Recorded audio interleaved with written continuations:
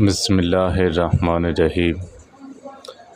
ابو موسیٰ اشعری رضی اللہ تعالیٰ عنہ بیان کرتے ہیں، رسول اللہ صلی اللہ علیہ وسلم نے بیان فرمایا، قرآن کی خبر گیری کرتے رہو۔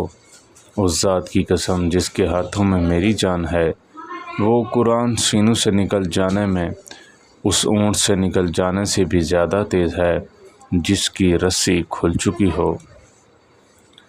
حضرت جندب بن عبداللہ رضی اللہ تعالیٰ عنہ بیان فرماتے ہیں، رسول اللہ صلی اللہ علیہ وسلم نے فرمایا، قرآن اس وقت تک پڑھو جب تک تمہارے دل اس پر متوجہ ہوں، اور جب تمہارے خیالات منتشر ہو جائیں پھر اسے پڑھنا چھوڑ دو۔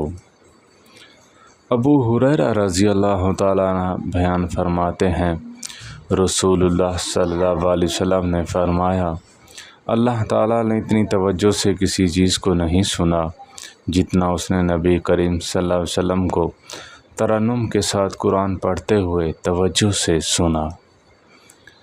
حضرت ابو ہریرہ رضی اللہ تعالیٰ عنہ بیان فرماتے ہیں، رسول اللہ صلی اللہ علیہ وسلم نے فرمایا کہ جو شخص خوش الحانی سے قرآن نہیں پڑھتا وہ ہم میں سے نہیں۔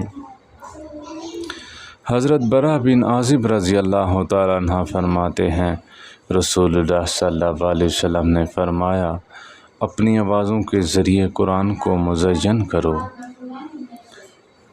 عبداللہ بن عمر رضی اللہ تعالیٰ عنہ سے روایت ہے، رسول اللہ صلی اللہ علیہ وسلم نے فرمایا، جو شخص 3 دن سے کم مدت میں قرآن ختم کرتا ہے وہ قرآن فہمی سے محروم رہتا ہے۔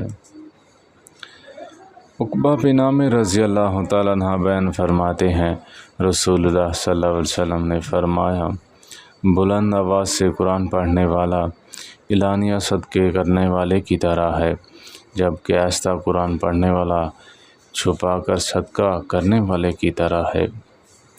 حضرت براء بن عازب رضی اللہ تعالیٰ عنہ بیان فرماتے ہیں، میں نے رسول اللہ صلی اللہ علیہ وسلم کو فرماتے سنا، اپنی آوازوں سے قرآن کو حسین بناؤ، کیونکہ اچھی آواز قرآن کے حسن میں اضافہ کرتی ہے۔